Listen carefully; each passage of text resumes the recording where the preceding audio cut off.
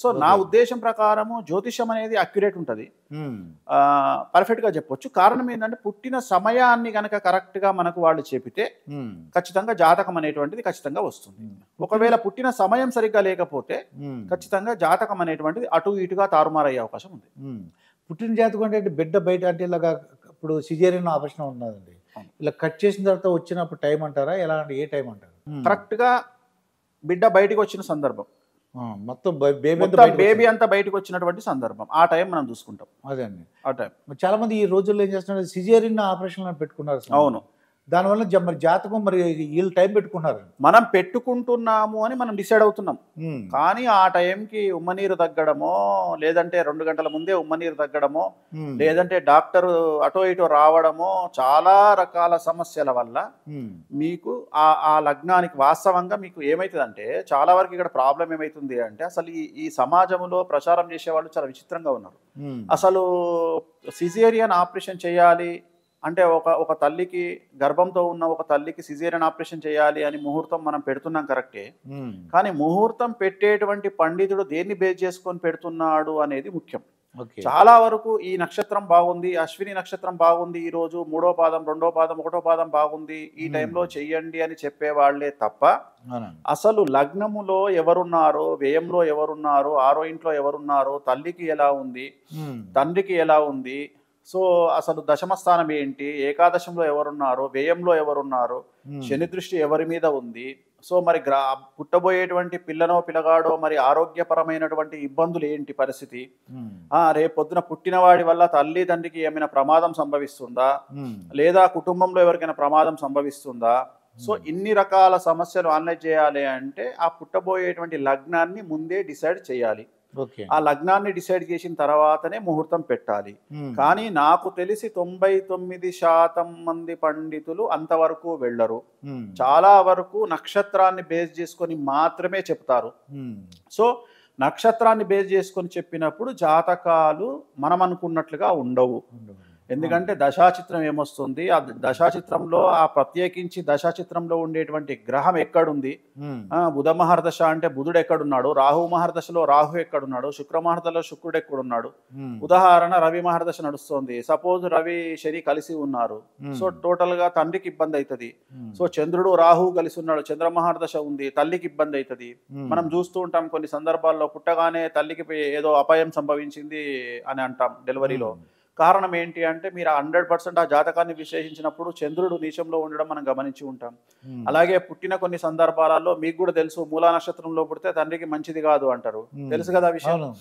So మరి మూలా నక్షత్రంలో ఒక్కొక్కసారి పుడితే కొన్ని గడియలు ఉంటాయి. మూలా నక్షత్రంలో, జ్యేష్ఠ నక్షత్రంలో, మూలా నక్షత్రంలో అమావాస్యలో తిథి దోషం ఉంటుంది, సినీ వ్యాలీ అని ఒక తిథి దోషం ఉంటుంది, అట్లా చాలా దోషాలు ఉంటాయి. సో అంత ఈజీ కాదు. చాలా మంది ఏమనుకుంటారంటే ఏదో సిజేరియన్ చేస్తున్నాము అయిపోతుంది అనుకుంటారు, కానీ అది కూడా భగవత్ సంకల్పమే. సిజేరియన్ మీరు ఫోన్ చేసి అడిగేటువంటి జ్యోతిష్యుడు ఎలా డిసైడ్ చేస్తున్నాడు అనే దాని మీద పుట్టబోయేటువంటి బిడ్డ జాతకం ఆధారపడి ఉంటుంది. అంటే మీరు ఫోన్ చేసే సమయాన్ని డిసైడ్ చేసేది భగవంతుడు.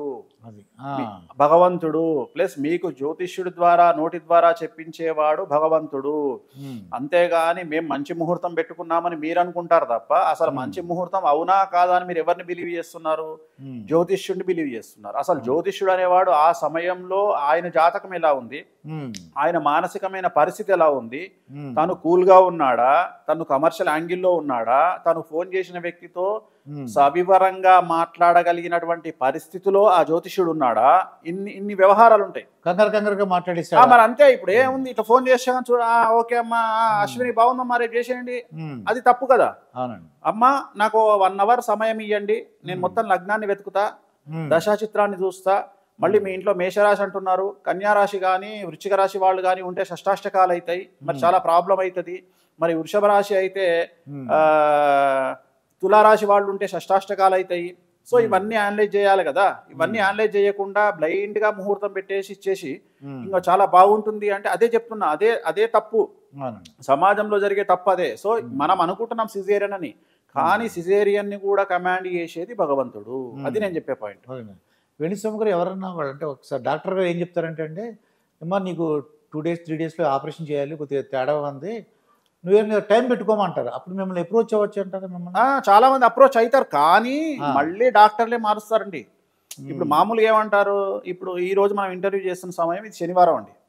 మామూలుగా ఏమంటారంటే మండే రోజు గురుగారు ముహూర్తం పెట్టండి అంటారు. మనం మండే రోజు ముహూర్తం పెట్టిన తర్వాత వీళ్ళు ఏం చేస్తారు, ఏదో మామూలుగా హాస్పిటల్కి వెళ్ళిపోగానే మళ్ళీ ఫోన్ వస్తుంది, గురుగారు మరి మండే రోజు కాదంట, చాలా కండిషన్ బాగాలేదంట, ఉమ్మనీరంతా వెళ్ళిపోయిందంట, సో చాలా కష్టంగా ఉంది, ఆదివారం నాడు నైట్ చేస్తున్నారు గురుగారు అంటాడు ఓ రోజు ముందే. అప్పుడు ఇంకా ముహూర్తం పెట్టడానికి అవకాశం ఎక్కడిది? అంటే ఇప్పుడు మన ముహూర్తం మనం పెడదామని డిసైడ్ చేసుకుందాం సోమవారం అని, అంటే మన ముహూర్తం చెల్లనట్టే కదా, అంటే భగవంతుడు ఇంకేదో తలిచాడు కదా, అది నేను చెప్పే పాయింట్. అది సో మనం మస్తు మాట్లాడుకుంటాం, తీరా అక్కడికి వెళ్ళిన తర్వాత డాక్టర్లు డిసైడ్ చేసేది వేరే ఉంటుంది. డాక్టర్లు ముందుగా చెప్తారు మీరు మంగళవారం నాడు పెట్టుకోండి, బుధవారం నాడు, కానీ తీరా వచ్చేటప్పటికి డాక్టర్లు మనకి ఫోన్ చేసి లేదండి 2 రోజుల ముందే చేయాల్సి వస్తుంది, అమ్మాయికి ఉమ్మనీరు అంతా తగ్గిపోయింది, లేదంటే చాలా ప్రాబ్లము. అదే లక్కీగా మీరు చెప్పిన టైం కూడా చేస్తే ఇంకా మంచిది. కానీ నేను అనే పాయింట్ ఏంటంటే ఆ టైంలో జ్యోతిష్కుడు ఎలా రియాక్ట్ అవుతున్నాడు అనేది కూడా జాతకపరమైనటువంటి విశ్లేషణ అనేది నా ఉద్దేశం. ఆయన పరిస్థితి కూడా చూడాల్సింది, అది నేను చెప్పేసి. కాదండి, మధ్యలో మీరు అదే పుట్టుకని కూడా మీరు టైం చూసుకొని మీరు పెట్టిన టైంకి వాళ్ళు అదే డెలివరీ చేసుకుంటున్నారని దేవుడు ఆల్రెడీ ఒక టైం ఫిక్స్ చేసేసి ఉంటాడు కదా, ఈ టైంకి వెళ్ళిపోవాలి, ఆ టైంకి జాతకుడు జ్యోతిషుడు ఇలా పెట్టాలని రాసింటాడు భగవంతుడు, ఆ టైంకే జరిగేది. అట్లా అంతే సింపుల్ లాజిక్. అదేదో నేను పెట్టినానని కాదు, ఆ టైంకి అక్కడ జరగాలని. మాకు ఒకసారి చిత్తూరు నుంచి ఒక చాలా పెద్ద కంపెనీ వాళ్ళు ఒకసారి కాల్ చేశారు అనమాట, ఒక మేడం కాల్ చేశారు. చాలా పెద్ద కంపెనీస్ ఉన్నాయి, వాళ్ళకి షిప్పులు కూడా ఉన్నాయి. వాళ్ళ అమ్మాయి డెలివరీ కోసమని కాల్ చేశారు, సిజేరియన్ టైమింగ్. నేను చెప్పానమ్మా ఈ టైంకి పెట్టండి అని చెప్పేసి. భగవంతుని దయ్యో ఏమో తెలియదు కానీ నేను చెప్పాను, ఏం చెప్పానంటే ఈ టైంకి అయితే డెలివరీ పెడుతున్నాను, పిల్లోడికి 3 నెలలు బాగుండదు, డెలివరీ అయిన తర్వాత అయితే వాడు నష్ట పెడతాడు, మీకు అవంటాడు ఇవంటాడు, హెల్త్ పోతుంది, మొత్తం పోతుందమ్మా, కానీ వాడు మృత్యుంజయుడు అంటే మంచిగా లైఫ్, అదేమంటారు పూర్ణాయుష్యుడు, మీరేం దిగులు పడద్దు, కానీ 3 నెలలు మటుకు నరకం చూపిస్తాడు మీకు అన్నాను. అంటే చూడండి జ్యోతిష్యం అనేది ఎట్లుంటుందంటే బై గాడ్స్ గ్రేస్ నేను చెప్పిన టైంకి వాళ్ళు డెలివరీ సిజేరియన్ చేయించుకున్నారు. పుట్టినప్పటి నుంచి వాడు పుట్టినాక కూడా దాదాపు 10 days తల్లి దగ్గర లేడు, వాడికి ఏదో అయిందని ఐసీయూలో పెట్టారు. అక్కడ నుంచి ఏదో మదనపల్లి అక్కడ తీసుకెళ్ళారు, అక్కడ నుంచి ఎక్కడికి కుప్పని తీసుకెళ్ళారు. వాడు 4 రోజులు తిరుగుతూనే ఉన్నాడు వితౌట్ మదర్. ఈమె డైలీ ఫోన్ చేసి భార్గవ్ గారు ఇట్లా అయిందండి, అమ్మ ఏమీ కాదు, వాడు సంపూర్ణమైన ఆయుష్ ఉంది వాడికి, లేదండి ఐసీయూలో పెట్టారండి, రేపో మాపో అంటున్నారండి డాక్టర్లు అని చేస్తుంది. నేను చెప్పానమ్మా ఏమీ కాదండి, మీరు అంటారు అంటే పాపం తల్లి కదా, మీరు అంటారండి వాడికి దినదిన గండం లాగా ఉంది అంటే, అమ్మా నేనే కదా ముహూర్తం పెట్టినాను, నాకు తెలుసు వాడికి ఏం జరుగుద్ది అనేది, కానీ టెన్షన్ ఉంటుంది తల్లిగా, కానీ వాడికి ఏం కాదని చెప్పాను. తర్వాత చూడండి అమ్మ 1.5 months తర్వాత వాడు ఎట్లా నసుగుడు స్టార్ట్ చేసిన 3 months తర్వాత వాడు అత్యద్భుతంగా తయారైనాడు ఆ పిల్లగాడు. ఆమె ఇప్పటికీ చాలా గ్రాటిట్యూడ్ షో చేస్తుంది, చాలా థ్యాంక్స్ అండి, బట్ చాలా అద్భుతం, మీరు చెప్పినట్టు 3 నెలలకి అంటే ఇదేదో నేను గొప్ప అని చెప్పట్లేదండి, శాస్త్రంలో ఏం జరగాలంటే అది పక్కా జరిగే తీరుతుంది, బట్ డయాగ్నోస్ చేసే జ్యోతిష్యుడు ఉండాలి. మీరు అనొచ్చు మరి అన్ని 100% 100 అంటే చూడండి, నేను కూడా 80%, 65 to 80% ప్రిడిక్ట్ చేయగలుగుతాను, కొన్ని పోతాయి, కొన్ని పోతాయి, నేనే బ్రహ్మదేవుని కాదు కదా, కొన్ని పోతాయి. కానీ టైం విషయానికి వచ్చి హాస్పిటల్లో ఈ టైంకి పుడితే డాక్టర్ అక్కడి నుంచి ఇక్కడ తీసుకొచ్చి ఇక్కడ ఇచ్చే టైంకి ఆ టైం వేసుకుంటారు కదా, అప్పటికే టైం మారిపోయినట్టే కదా కాదా? అదంతా ఏం లేదండి, 1 గంట 50 నిమిషాలు ఉంటుంది లగ్నం. 1 గంట 50 నిమిషాలు వాడు అక్కడ పుడతాను, ఆ నుంచి ఎత్తుకో నుంచి ఇక్కడ ఇచ్చేదలికే 5 నిమిషాలు కూడా కాదు, కాబట్టి పెద్ద జాతకమేం మారదు. కవల పిల్లల్లో అయితే కొంత తేడా ఉంటుంది, కవల పిల్లలో వాడు 5 సెకండ్లకు పుట్టినాక జాతకం మారుతుంది. కానీ జాతకాలు చెప్పాలంటే టైం కంపల్సరీ, టైం అనేది చాలా. మళ్ళీ మీరు అడగచ్చు, ఇప్పుడు ఇదే డెలివరీ ఇక్కడ అవుతాడు కదా, మరి ఇంకోటి కూడా అదే డెలివరీ అయితే, మరి వీడేమో బెంచ్ కార్లో తిరుగుతాడు, వీడేమో రిక్షాలో తిరుగుతాడు, ఆటోలో అంటే దానికి చాలా ఫ్యాక్టర్స్ ఉంటాయి. మళ్ళీ ఇంకో ఎపిసోడ్ లో జాతకాలు కవలది ఇంకా వెరీ క్రూషియల్.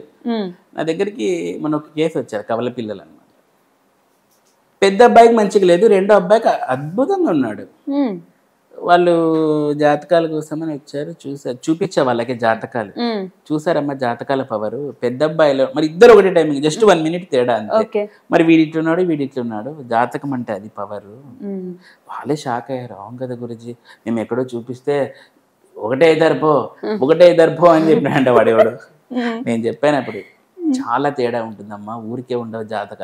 మరి 1 నిమిషం తేడా, నేను 1 గంట 50 నిమిషాలు అన్నాను ఇందాక నేను మీకు. మరి 1 నిమిషంలో పుట్టినప్పుడు వీడు అమ్మాయి అనేది వీడు అంబానీనే కావాలి కదా, వీడు అదా అనేది వీడు అదానీనే కావాలి కదా. మరి వీడేం బాగున్నాడు, వీడేం సరిగ్గా లేడు. మరి ఎందుకంటే that is the power of గ్రహాస్. ఓకే.